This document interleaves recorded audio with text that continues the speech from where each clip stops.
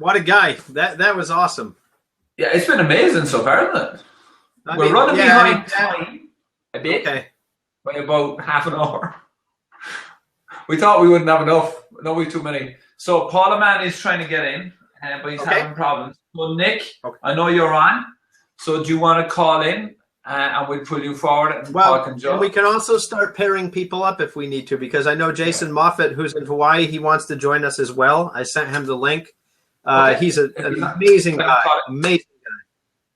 Because you meet him and Nick, we got him fight. Yeah, I'm not sure if he's on right now or not. I'll take a look.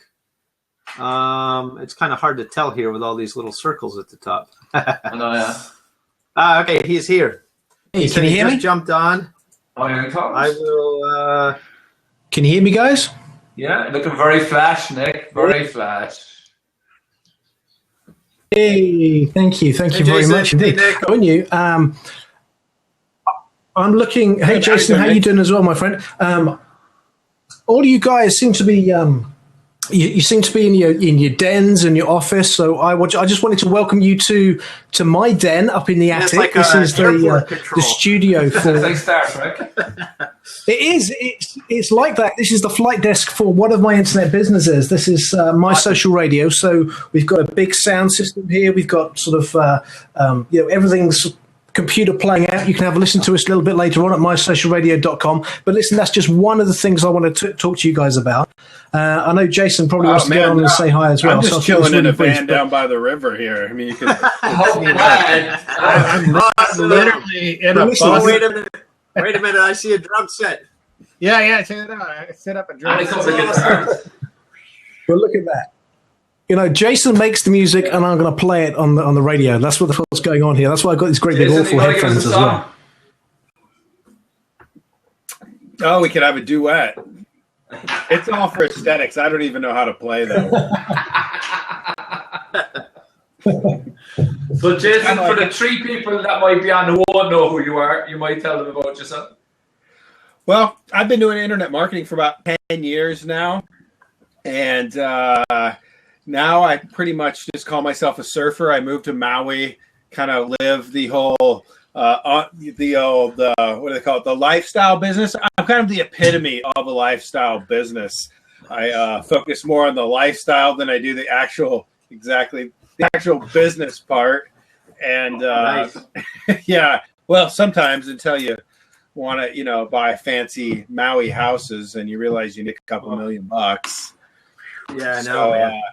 So I'm trying to find my balance with, the internet business and the whole lifestyle stuff. And now having 2 kids that I'm raising definitely changes the whole perspective. So now I'm noticing a lot of people that I've taught over the years internet marketing. Now I'm jumping onto Blabs and, Periscopes and Snapchats and all these other things. And they're now teaching me things because I haven't really paid attention in 5 years.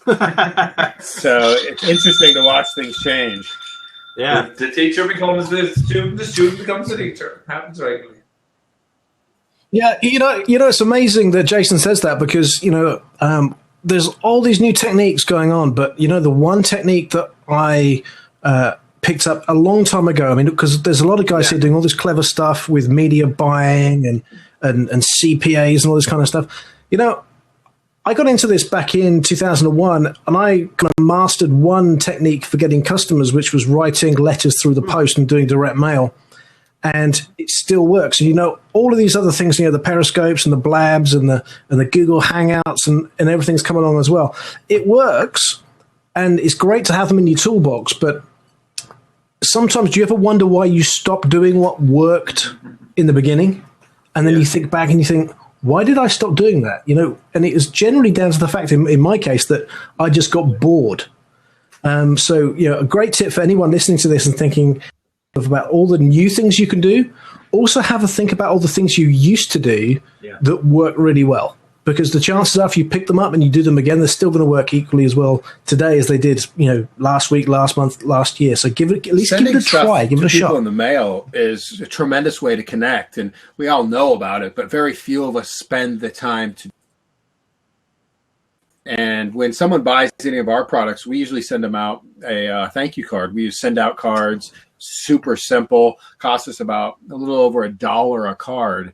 So is it worth it? If somebody spends $50 to $500 on a product for me to spend $1 to say thank you? Absolutely, especially when you consider the refund rates that it reduces and the fact that people take that card and they put it up on their refrigerator, or people tell me like, oh man, I still have that card you sent me 3 years ago. It's simple. Everyone knows it, but hardly anyone's doing it. And in a world of all these Me Too marketers, it's not that hard to differentiate yourself from other people. That's great advice. And it's worth pointing out, by the way, that you can send out cards and send out letters just as easy as sending an email. If you're in the US, then go and have a click to mail.com, click the digit 2 mail.com, and you can put a letter in the mail. Just as simple as a postcard, just as simple as sending an email. But let's also be honest, when it comes to products, everyone seems to have fallen into this digital immediate delivery aspect of creating a product. I want to share with you just a couple of things that we've done here. I don't know if you guys can see this, but this is a product that we sell. Now, we've been selling this online for a couple of months, and I don't know how many pages of content there is here. I mean, there's the main manual, the main book. You can see how thick that is there. We've got, 1, 2, 3, 4, 5, 6, 7, 8 bonuses here.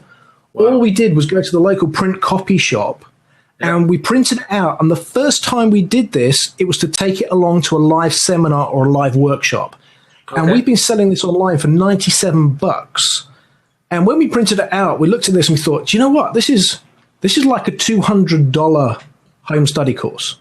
Just by changing the media format from a digital download and allowing somebody to get the kind of the thud factor and actually realizing the not just the perceived value, but the real value that's gone into this. By printing things out, we realized we could double or triple our prices. And I don't mean to suggest that you're going to rip anyone off here, but I think sometimes you actually lose track of exactly what your product is worth. Let me share one other one. $5,000 if somebody actually used it. Well, look at this. This one here, I don't mind telling you. I'm not going to show you the cover. But look at how much value is in this particular binder here. This is not wide margins and giant text, but this was a $20 a month PLR home study course that I purchased the PLR rights to, that everyone else was trying to sell for $5 a month. Wow. that's $400-500 worth of home study course just there. We call that kindling over here.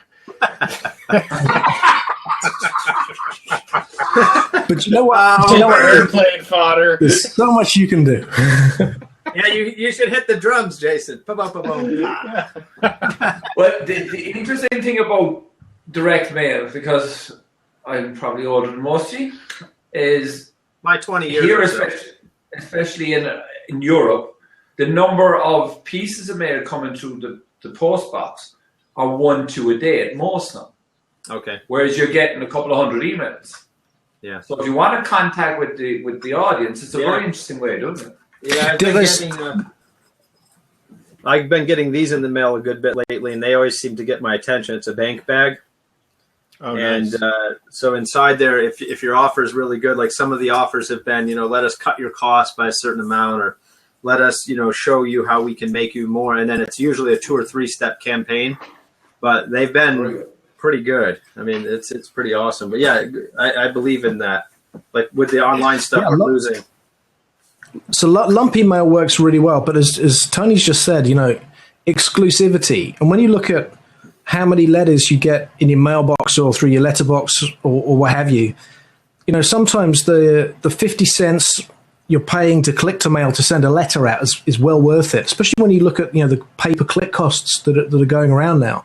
And to actually go to a list broker and do the old school stuff and actually get 1,000 names of somebody that's a proven multi-buyer in your niche, you can get a list of those people for like less than $120 per 1,000 names. So 12 cents per name, plus 50, 60 cents to write to somebody. It's well worth it. And then, as Jeremiah, as you say, you've then got all those extra ideas of what you can do with pizza cutters or plastic pairs of scissors or nail clippers or whatever you want to do to cut the price or whatever. Yeah. It's just a great way of getting the attention of your prospect. Yeah, and I think a lot of people forgot it. Oh, go ahead, Jason. It kind of baffles me how many people use shopping carts such as like ClickBank or something similar, where when the purchase goes through, all they get is the email address. They don't get the physical address or the phone number. And both of those are so crucial. And sometimes I would just reach out and call someone who had bought something from me like a week later and just be like, hey, Bob, how's it going? Like, I'm curious how the whole transaction was. Man, I wasn't even calling to sell them a strategy session. I just was calling to see how their experience was. People lose their minds if you call them up and you're not pitching them. And like, how often has that ever happened to you? And I was just doing it because I just like to get to know my people. Sometimes I'll just sit there with a customer list and look through them and be like, do I know where Cindy lives? Do I know how many kids she has? Do I know her favorite music groups? And I tend to know my customers that well because in my shopping cart, it'll show me their name, their email address, their phone number, their physical address. I've even been stalker enough to go into Google Maps and type somebody's physical address and see where they live. Yeah. And just be curious, especially if I'm, this is one of the cool things about send out cards you can do too. If you know their address, you can go to Google Maps, Street View, do a screenshot of their house and put their house on top of that card. Ooh, that's cool. And you know what, Jason, you were saying about making that phone call. If you were to actually make that phone call, you've got a great in because you can say, I just want to make sure you got the postcard that I sent you. Jeremiah, you were saying about the bank bags. Yeah. I just wanted to make sure you got the bank bag that I sent you in the post. It's a great in, and it's really non-offensive. Yeah, you have a reason for the call now, right? And that's worth its weight in gold. That is awesome. I love that idea. I can imagine so many industries being able to take the picture of somebody's house, sending it to them in the mail. Like, there's so many industries that could really take advantage of that. Well, I mean, especially if you're doing local marketing too, like a pizza shop or something, and you're pitching pizza shops, you don't need to go all the way there and take a picture. Just do the Google image of it and you're in biz. Imagine like the roofing businesses that have so much margin built in to where they could literally say, like Bill Cosby? No, not roofie. Smell this cloth. If you open this envelope, you'll be much happier at the end. Yeah. No, you won't.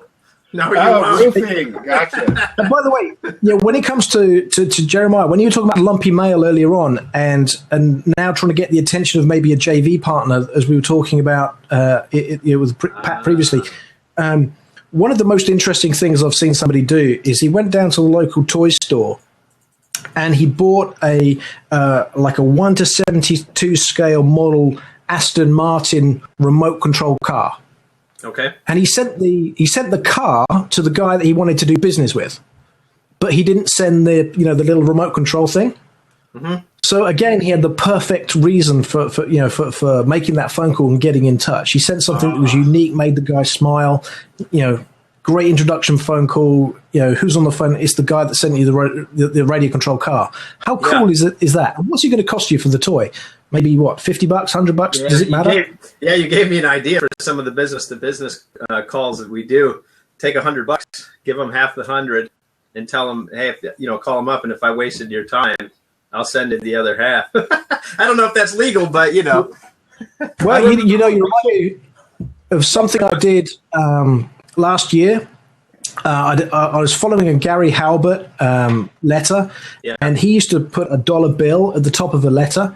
And so I went and bought $1,000. Yeah. Obviously, I had to get that exchange because I'm in the UK, so we're in the pound here. Yeah. So I went and bought $1,000, and they looked at me really crazy when I asked for $1,001 bills. Yeah. And I remember I was about to start stapling these onto the top of the letter, and I thought, well, this is going to cost me 64 pence per letter I send out because of the dollar bill. How can I save some money? I actually tore the dollar bill in half. Nice. Is this like familiar here? And the headline was then, yes, it's a real one. And then you're right, we went into the kind of the copy that was like, you've got one half of the dollar bill, I've got the other half. And the only way we can make this work is if we come together. It worked really, really well.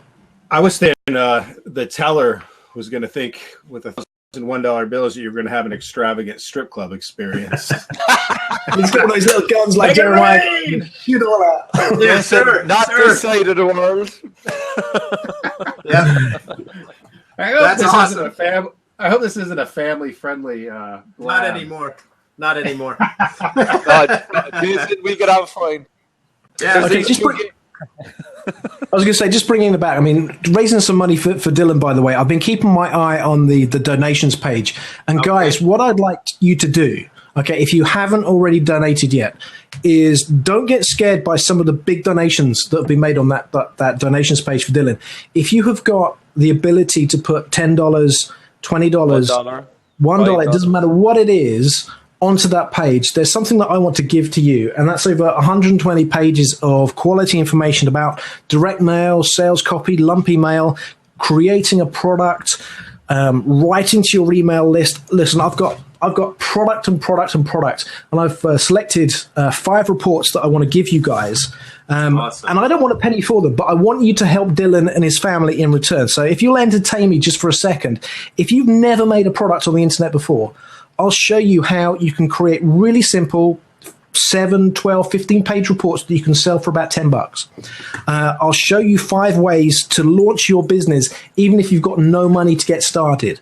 I'll share with you how you can start a business with no previous experience. I'll share with you ways that you can grow your business for free using Instagram. These are all reports that I've put together for you in one package just for you guys watching Marketon.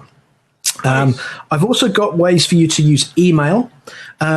If you're anything like me, when I started, I didn't know what to write. So I want to give you 10 fill-in-the-blanks email templates to put into an email autoresponder sequence. I want to give you 5 ways to start an email if you get writer's block and you don't know what to write. I want to give you 3 ideas for an email marketing campaign. And most importantly, I want to share with you some of the biggest cheats that I use when I write anything. I've got some fill-in-the-blanks things. So if you will entertain me over the next couple of minutes, if you will please just go and put a small donation down for Dylan, because it's been sitting at $6,075 for about an hour now, and we haven't seen much there. And I'm worried that you think it's because you haven't got $100. So whatever you've got, please put some donations there. And if we get another $100 by the time that they boot me off, I'll make sure you've got the download links for all of that information. Awesome. How are we going to go about getting this offer? Well, I'm not going to share it unless we get another $100 in the can. Awesome. Okay, so I've got all this stuff. I've prepared it all. I've got all of this stuff for you in PDF format. So I'm not going to share the link unless we get another $100 in the can. Very good. That's a lot of value right there for short money. So Jason, while we have you on, yes, we're asking everybody kind of their top 3 tips. So if somebody is starting out first time online, outside of getting Nick's product, which makes sense, 3 tips, what would they be? For me, I would have to say, there's so many things, and Start bringing the 3 in. It's I've been just highly frustrated for a few years because we pitch these things where we say, hey, everybody can do this, anybody can do this, and no, they can't. Yeah. I'm just going to be honest. I hate to ever limit somebody's potential, but this idea that anybody can do an online business is bull. And it takes really, really hard work. I mean, look at all the books behind Jeremiah there, and look at the setup Nick has there. And, I'm not sure what you got going on there, Tony, but I guarantee all of us have put in so much time and effort to make these businesses work for us. And I think inherently people are just lazy. And so I do think anybody can do it if they have the drive and a real reason why. But I think so many people have been promised this life of easy internet riches. And I'll have to say, too, all the hard work I've done is way easier than like digging ditches and building houses and roofing in the middle of summer. And but I think the number one tip is to really get realistic. and find out where your talents really lie, and realistically know like what value you have to give other people, or where you need to spend time in the trenches to learn. And it doesn't take that long to learn things that are of value to other people who are right behind you wanting to do the same kind of things. And so the beautiful thing about that is you don't have to create product if you don't want. I mean, most of my income has always been via affiliate stuff. I prefer to promote things that I know are awesome, and I don't have to fulfill the product. I don't have to do any of those things.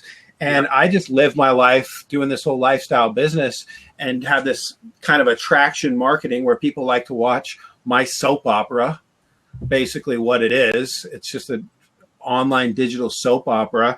And I've been able to, keep people entertained enough over the last 10 years that I make affiliate commissions because they trust the things that I'm going to tell them to buy. Right. And so I bought on your recommendation. What'd you buy? Cleanse product. Oh, really? Yeah. How'd you like it? I lost 100 pounds. No, I'm just kidding. What? I'm just kidding. So, bad. I think nowadays the most crucial. Screw the three things. I'm just going to give you the one thing. Okay. And it changed dramatically when I read a book by Tim Sanders called The Likability Factor. And you often hear the cliche phrase that people do business with those they know, like, and trust. The likability part is huge. And I think the only way that you really develop that and increase your likability is through a lot of self-help. And a lot of the guys that I know that really crush it, they've been doing self-help stuff forever, whether it's a Tony Robbins or being involved in their church or whatever it is that gets them to be a better person today than they were yesterday. That is admirable. And people like people that are trying to get better and share with others. So my number one thing is really work on your likability, and not in a conceited, like egotistical way, but in a way where you're just genuinely being good to people. And then just keep an eye on the stats and track what you're doing, and just start getting rid of all the crap that's not working.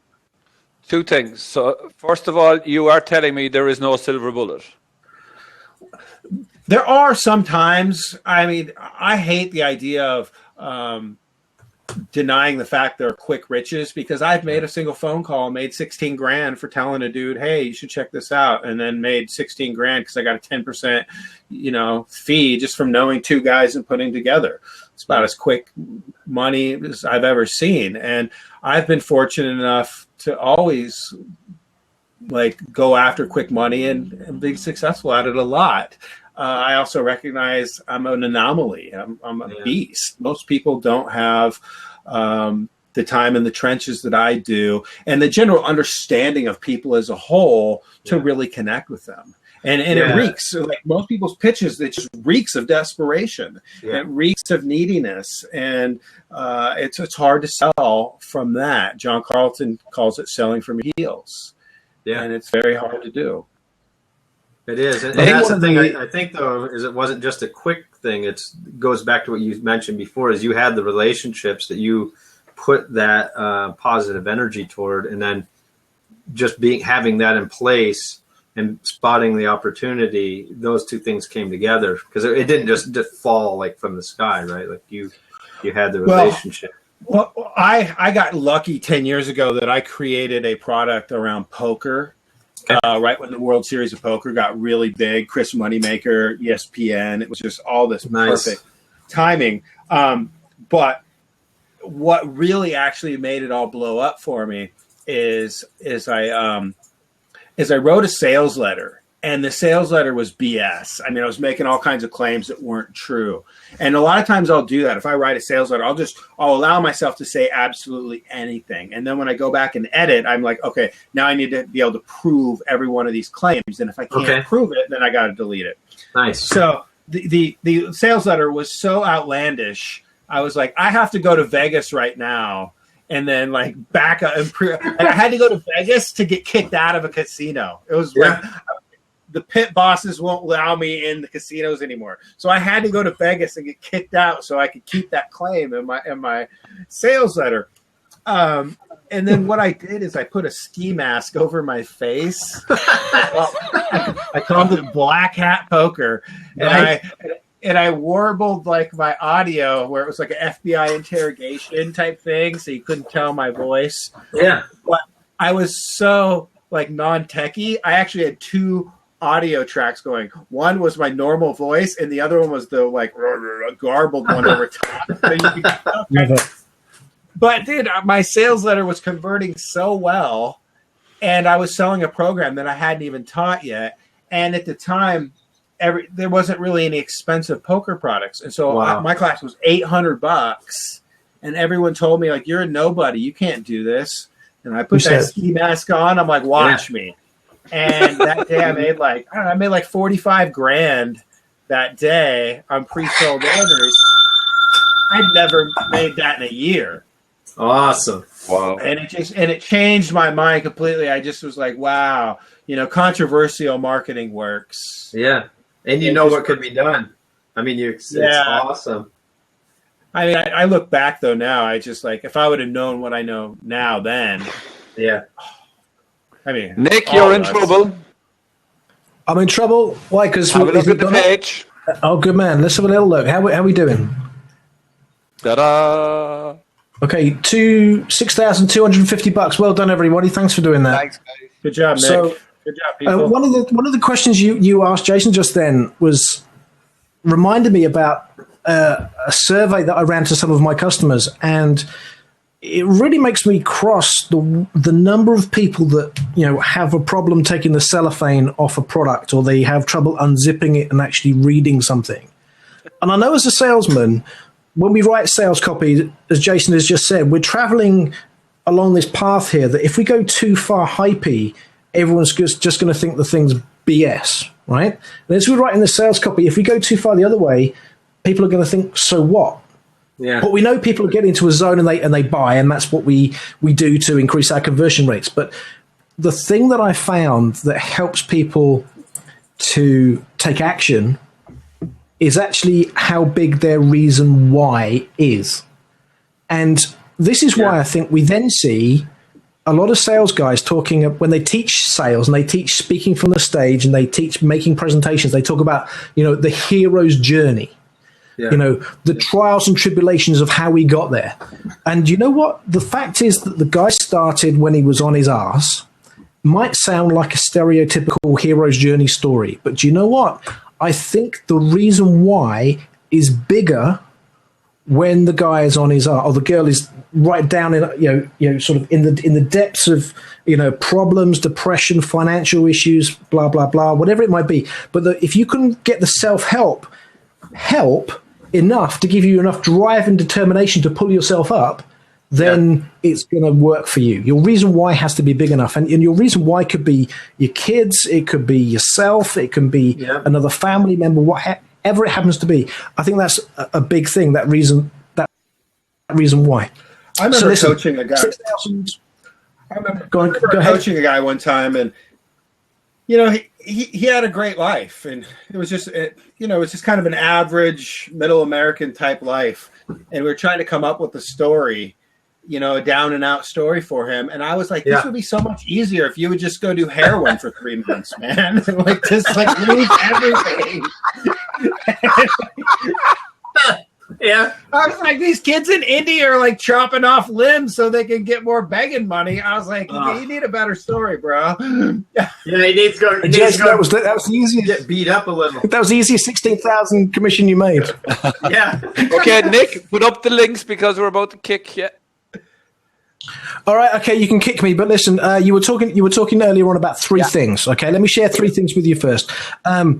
Choose a market that's accustomed to spending money. Number one, right? These people shouldn't want to pirate stuff. Okay, so try and get people that are used to spending money, they have money to spend. Number two, you need a funnel. You need a series of products. You all know that. So make sure when you pick your niche, when you pick a product or something, make sure you can present them with a variety of products. And number three, if you choose something you're naturally interested in, it'll probably help you get to making your first sale. So with that said and done, let me just go and I'll give you a link. I just set up a Marketon lead page earlier on. All you guys you need to do is pop in your name and your email address, and we'll send that download straight to you. So that's the lead page there. It's just gone in the chat window. If you don't like me, you can unsubscribe with one click at any time. Okay, so you'll get that stuff immediately. If you like what you've got, if you love me as much as Tony does, I'll send you a free 7-day e-class as well. But, I hope you would love what you've got there. Feel free to unsubscribe with one click at any time. But you know what? I think that's going to be the last thing on your mind when you see all the value you've got here as well. So thank you very much for helping us to raise that money. Cheers, guys. Thanks for inviting me. Cheers, buddy. That is so awesome. Thank you. See you, Nick. Awesome. Yeah, it's true. Like what we were talking about with the whole reason why, if I kind of retrace my steps back to and how I got started in business was because of a pain point. I did not like working in a cubicle farm. I hated it. And that drove me to study at night, read all those books, do all that stuff, and then finally be able to get out of it. I hear a pretty gnarly sound here. Yeah, Paul, what are you doing? Paul, meet Jason. Paul's got a skill saw going on in the background. Yeah, I think he's having dental work. Paul. All we're hearing is that you're like the dentist. They may have to come back. Come out and come I'm back. going to kick you and come back in. You're having really bad problems tonight with this, aren't you? Yeah, when you talked about the why, I've never had a why like I do now with Dominic, our 6-year-old boy, having autism and really trying to reverse that diagnosis and help him to have a normal life. In fact, I see a woman on the live chat over here, autism as a whole. I followed there. I definitely would love to connect with her. Awesome. Says, I'm a single mom of 4 children with various needs. We conquer autism, Tourette's, mitochondrial disease, and cancer together as a family. Charlene Long. So, yeah, Charlene, I don't know how to connect with people on here, but I'm going to figure it out because you seem to be someone that I'd love to connect with. If you click on their name, Jason, you'll be able to follow them. Yeah. And that's also their Twitter handle, so you'll get them on Twitter. That is awesome. Yeah. Also, everybody, Nick James posted over there in the chat the stuff that he was offering as well. So yeah, I see that. That's great. Oh, that's very cool. That is cool. Yeah, that's. It's interesting too. So now my why is helping Dominic through this autism stuff, and we're filming a documentary right now called "Leaving the Spectrum." Oh wow! And the documentary is mostly about food and environmental type stuff and ways to really give yourself the best chance at healing. Well, one of the other topics of discussion in the autism world is obviously the vaccinations.